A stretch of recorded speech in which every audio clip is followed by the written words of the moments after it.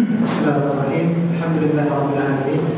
Wassalatu wassalamu ala nabiyina karim wa ala alihi wa ashabihi wa man tabi'ahum bi ihsan ila yaumil din, amma ba'd.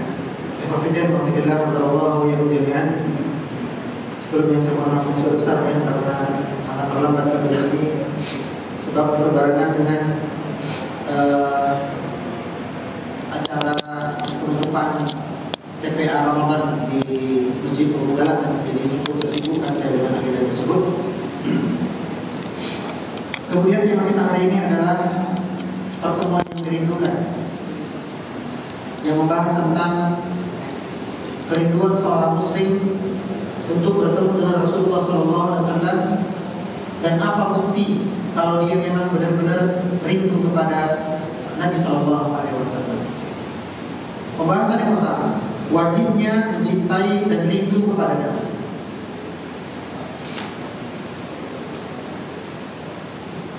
Mencintai Nabi dan rindu kepada Nabi hukumnya wajib, fardhu ain. Sebab ia termasuk satu di antara dua poin syahadat. Ketika kita bersyahadat asyhadu anna Muhammadar Rasulullah, maka otomatis ada konsekuensi setelah baca itu, yaitu cinta, rindu dan mengagungkan beliau sallallahu alaihi wasallam. Bahkan sebagai konsekuensi cinta kita kepada Allah, maka wajib pula mencintai Rasulullah sallallahu alaihi wasallam. Mustahil kalau ada orang yang mengaku cinta Allah tapi dia tidak mencintai Rasulullah SAW. Makanya cintanya orang munafik, cintanya orang kafir Quraisy kepada Allah, Allah dustakan.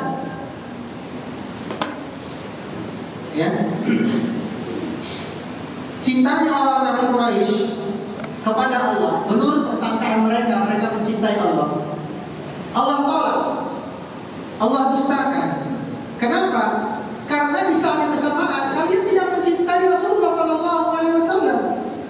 Kalian justru memeranginya, memusuhinya, mencacinya, memfitnahnya, mengejeknya, mencelanya, mengusirnya dari tanah kelahirannya. Bahkan kalian berencana untuk membunuhnya.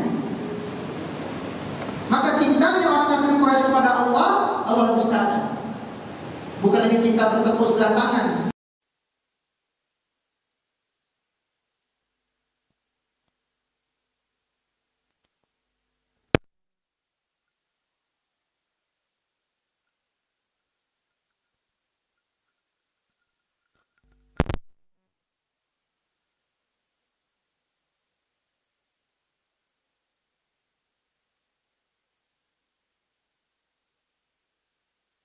Dari sisi mana kita mencintai Rasulullah Sallallahu Alaihi Wasallam? Begini, seorang laki-laki ketika fall in love, jatuh cinta kepada seorang wanita, itu pasti karena wanita itu punya kelebihan-kelebihan, betul? Kelebihan berat badan. Enggak ya. Ada sisi-sisi kelebihan, entah itu dari sisi matanya, hidungnya, dagunya, ototnya, cara berjalannya, cara berbicara, alis matanya, macam-macam, warna kulitnya, bentuk susunan giginya, tirus pipinya, lancip dagunya, jenjang lehernya, semua menjadi penyebab orang itu, seorang laki-laki mencintai seorang wanita. Demikian pula ketika seorang wanita mencintai seorang laki-laki, rindu kepadanya, mesti ada nilai-nilai kelebihan pada laki-laki tersebut. Peduli, penyayang, pintar ngegombal, ya, mandiri, kesatria, pemberani, dan macam-macam. Dan tahukah engkau bahwa secinta-cintanya seorang perempuan kepada laki-laki karena segala kelebihannya si laki-laki tersebut, pasti laki-laki tersebut punya kekurangan, pasti. Dia mungkin ganteng, tubuh proporsional, iya kan? Cakep, pinter, pasti ada kurangnya. Mungkin agak penjorok, celana jeans dipakai 2 minggu baru dicuci. Itu begitu masuk laundry, laundrynya error, langsung tutup. Mesti ada kekurangannya, mesti itu. Tapi ketika seseorang mencintai Rasulullah sallallahu alaihi wasallam, maka beliau tidak punya celah dari sisi fisik, enggak ada celah, enggak ada. Saya ulangi. Ketika kita mencintai seorang wanita, mencintai seorang laki-laki atau sebaliknya, ditinjau dari sisi fisik, iya kan? Sesempurna apapun fisiknya, mesti ada kekurangan, mesti itu. Oke, pipinya tirus, dagunya lancip, tapi alis matanya nggak imbang, imbalance, asimetris, mesti itu. Tapi fisik Nabi Sallallahu Alaihi Wasallam dari mulai ujung rambut sampai ujung kaki semuanya sempurna. Sebagai contoh, di dalam kitab Syama'il Muhammadiyah karya Imam Abu Isa At-Tirmidzi disebutkan di situ profil fisik Nabi dari mulai rambut sampai kaki. Rambut dulu. Rambut Nabi bukanlah rambut yang keriting kiwil, bukan pula yang rambut lurus ngelepak. Tahu lurus ngelepak itu yang apa ya? Lurus letoy itu loh. Bukan. Rambut Nabi itu lurus tapi agak bergelombang sedikit. Agak bergelombang, agak ikal. Kemudian rambut Nabi itu tidak hitam pekat banget, tapi tidak pula kecoklatan banget. Tapi di antara keduanya. Makanya kalau ada orang ngaku, tadi malam saya bermimpi bertemu Rasulullah sallallahu alaihi wasallam. Oh iya kah? Sebutkan ciri-cirinya kepadaku. Serba putih, rambutnya putih, jenggotnya putih. Itu masih siluman ular putih itu. Master Sifu. Ala putih semua. Nabi aja wafat usia 63 tahun, kok bisa putih semua? Makanya kau jangan kebanyakan nonton Kung Fu Panda kan? Itu dari rambut.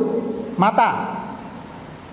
Mata Nabi yang putihnya itu putih bener, yang hitamnya itu hitam bener. Sudah? Kemudian alis mata Nabi tidak terlalu tebal, tidak terlalu tipis, dan rata kiri kanan, tidak sedikit pun ada pergeseran koordinat. Rata. Sudah? Dan di tengah-tengahnya, jadi, mohon maaf ya, bukan saya seorang nabi, tapi saya mencontohkan saja.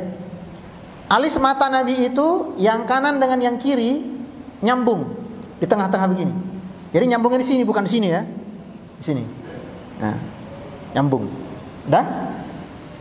Rambut sudah, bola mata sudah, alis sudah. Apalagi? Tinggi badan. Tinggi badan Nabi itu tidak jangkung banget sehingga orang kalau lihat, waduh, keturunan ini.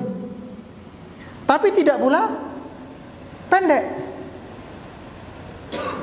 Di tengah-tengah.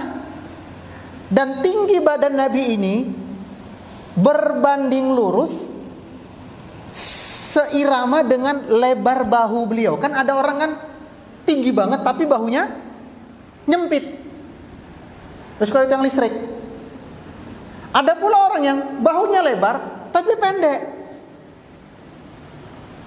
Jadi dilihat kayak kura-kura ninja. Adapun Nabi kita SAW, tingginya itu, tinggi beliau itu dengan lebar dada beliau, bahu beliau itu seirama, matching gitu loh.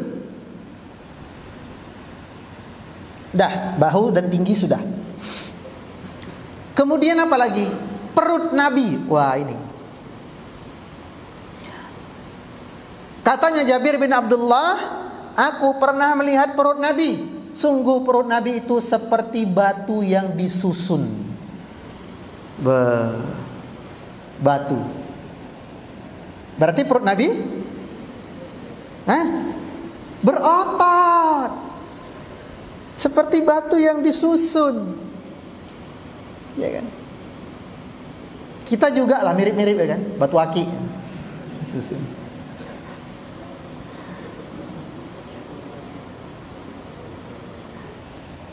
Rambut, alis mata, bahu, dada, tinggi badan, perut. Udah. Kemudian dengan kesimetrisan tubuh beliau diikuti oleh gerakan tubuh beliau yang sempurna pula. Apa contohnya? Masih di kitab Syama'il Muhammadiyah dijelaskan bahwa Nabi kita itu kalau ada yang memanggil beliau dari arah kanan sini, kalau ente dipanggil dari arah kanan gimana? Bro, gitu kan? Terus teman kita dari belakang, gimana? Oh ya siap. Gitu kan? Nabi tidak. Kesempurnaan tubuh beliau diikuti dengan kesempurnaan gerakan tubuh beliau. Sehingga kalau ada yang memanggil beliau dari arah kanan seperti ini, maka beliau menggerakkan seluruh badannya. Ya Rasulullah, bala, ada apa? Nah, kalau kita kan enggak, ya bro, piye kecetit, gitu. Kenapa? Yang digerakkan separuh badan. Nabi enggak, ya Rasulullah, ada apa? Jadi Nabi enggak pernah encok, itu enggak pernah. Boyok itu enggak pernah. Padahal Nabi pekerja keras loh ya. Encok, boyok, kecetit apa meneh? Enggak ada, enggak pernah. Itu dari sisi kesempurnaan gerakan badan. Jalan Nabi, jalannya beliau tidak terlalu cepat seperti orang terburu-buru banget, tidak pula terlalu lambat seperti orang malnutrisi. Lalu seperti apa jalan Nabi Sallallahu Alaihi Wasallam? Jalannya beliau seperti orang yang menuruni jalan yang agak turun, downhill. Kalau kita naik gunung perahu, nah turun yang Dieng sama Wates, nah tuh, bukan yang patah banteng ya, patah banteng turunnya patah lutut nanti. Yang begini, yang landai begini. Nah. Gimana jalannya? Agak cepat, bukan terburu-buru, bukan pula lambat. Ini sebab pertama kita mencintai dan merindui Rasulullah Sallallahu Alaihi Wasallam. Ditinjau dari sisi apa? Kesempurnaan fisik dan gerakan tubuh. Sebab yang kedua, kenapa kita layak untuk mencintai dan rindu kepada Rasulullah Sallallahu Alaihi Wasallam? Yaitu dari kesempurnaan akhlak beliau. Fitrahnya manusia mesti suka bergaul dengan orang yang secara perilaku itu apian wonge. Mesti itu. Nek meditan, ya mencukil, tahu mencukil nggak? Mencukil itu satu strip di atas medit, pelit, medit, mencukil. Nah.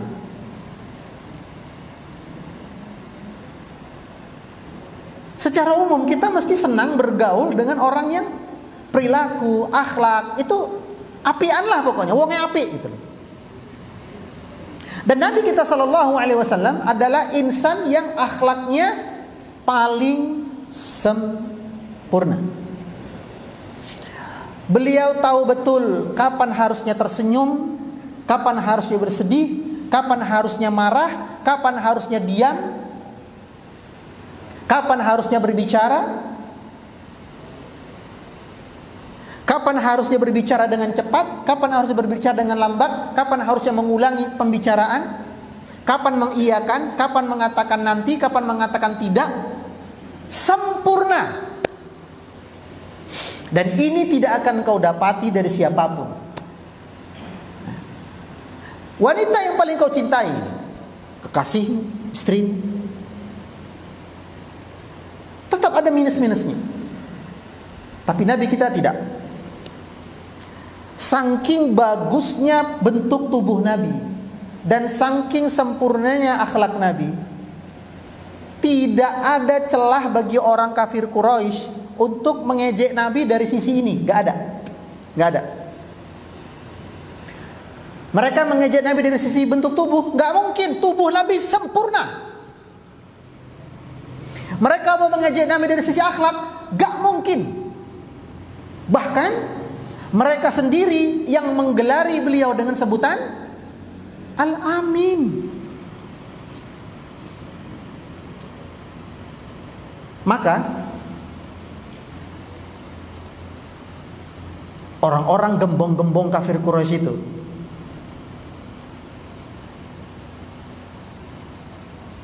ketika mereka punya barang berharga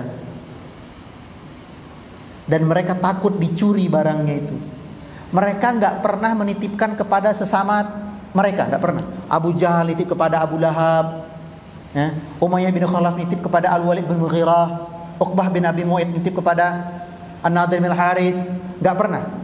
Padahal mereka teman nongki.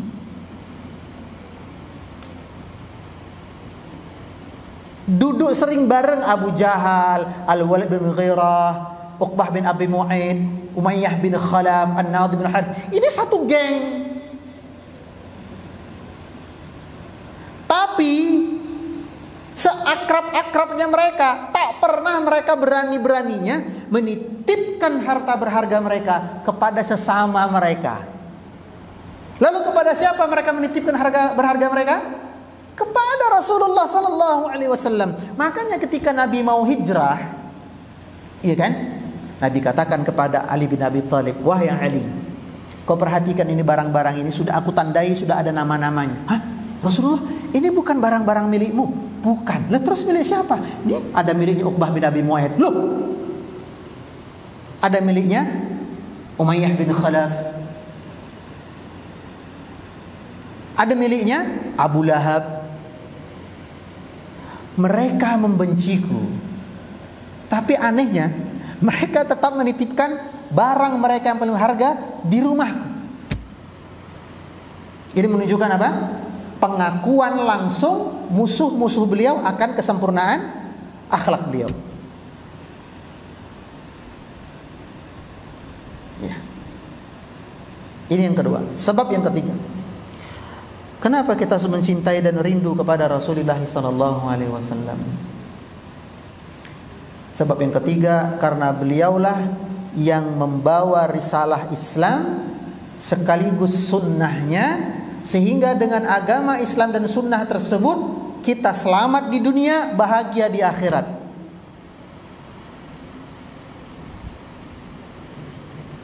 Maka wajar kita cinta kepada beliau, kita rindu kepada beliau.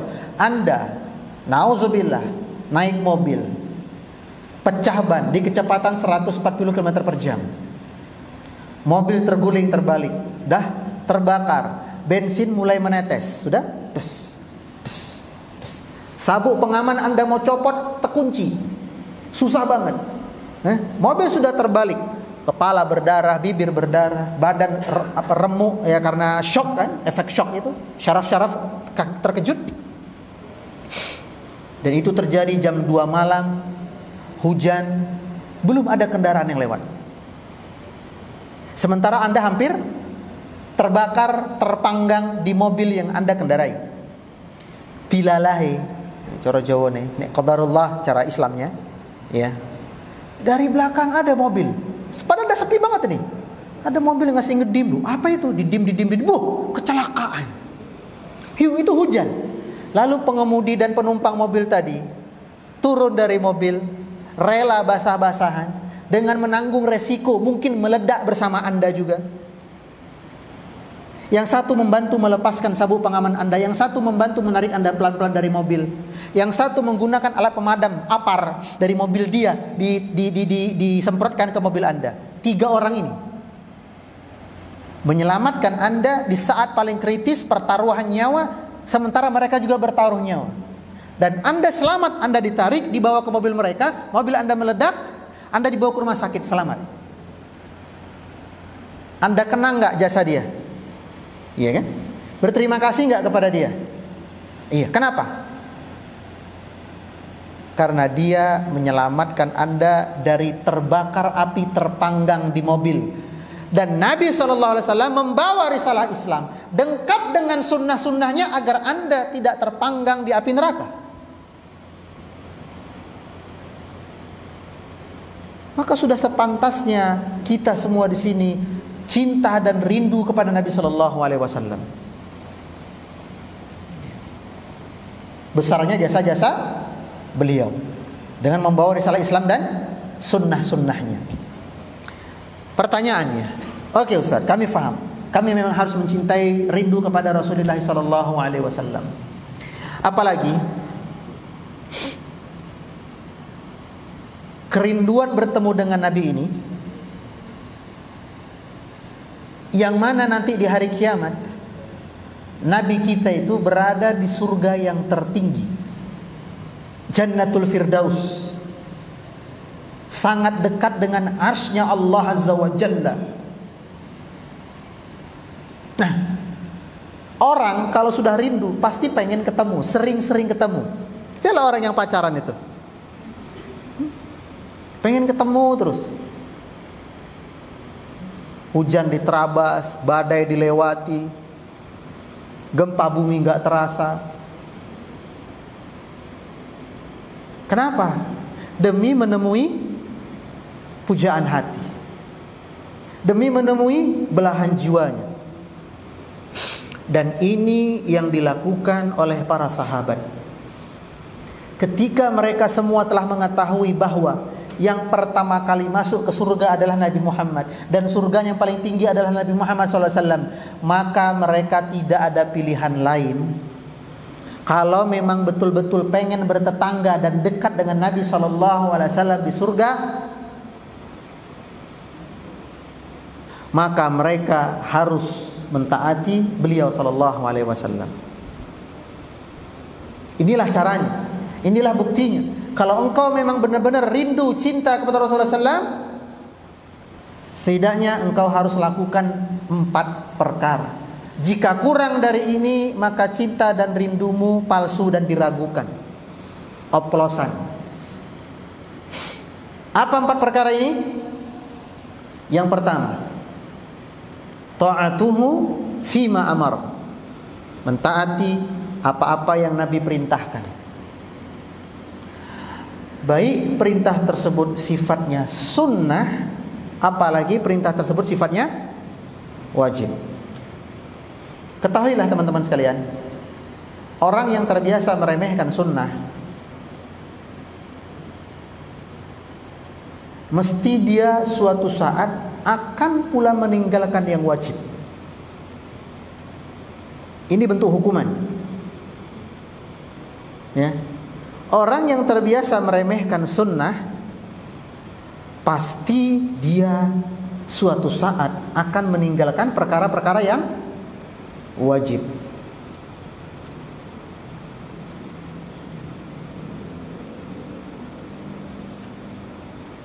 Ma amarakum fakhudhu, katanya Allah. Apa yang diperintahkan oleh Nabi Muhammad, ambil, kerjakan saja, just do it. Lakoni baik. Makanya para sahabat dulu ketika datang perintah Nabi, mereka nggak pernah interupsi, ya Rasulullah. Mau tanya nih, ini perintahnya wajib apa sunnah sih? Nggak pernah. Makanya kalau Anda baca Al-Quran, ayat yang dimulai dengan kalimat yas'alunaka itu sedikit banget. Ayat yang menunjukkan para sahabat bertanya kepada Nabi itu sedikit banget. Karena prinsip mereka, kalau sudah disuruh Nabi, diperintahkan Nabi, wes lakoni wae ora usah kakean takon.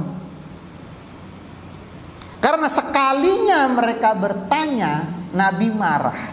Yaitu ketika Nabi katakan apa? Berhajilah kalian. Dah, titik. Lalu orang Badui tunjuk tangan, Rasulullah, hajinya setiap tahun sekali, apa seumur hidup sekali? Nabi marah. Apa kata Nabi? Janganlah kalian seperti kaum sebelum kalian itu Bani Israel. Mereka hancur karena terlalu banyak tanya. Apa yang aku perintahkan, kerjakan saja. Ini yang pertama. Yang kedua, wa ma nahakum anhu fantahu. Apa-apa yang Nabi larang untukmu, tinggalkan saja. Baik larangan sifat yang makruh, apalagi yang haram. Engkau yang terbiasa meremehkan yang makruh, mesti akan jatuh ke dalam perbuatan yang haram. Pasti itu.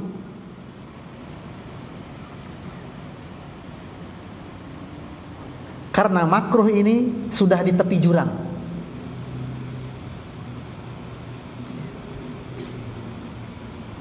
Maka jangan biasakan diri menerabas yang makruh.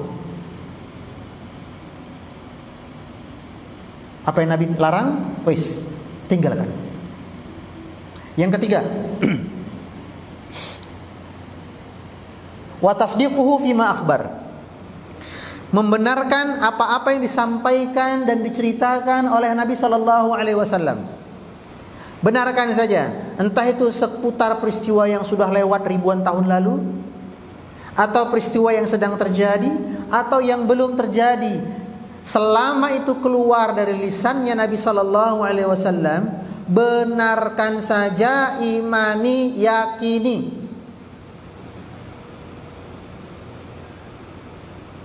Gak perlu ragu. Selama itu keluar dari lisan Nabi. Karena Allah berfirman, "Wa ma yantiqu 'anil hawa in huwa illa wahyu yuha."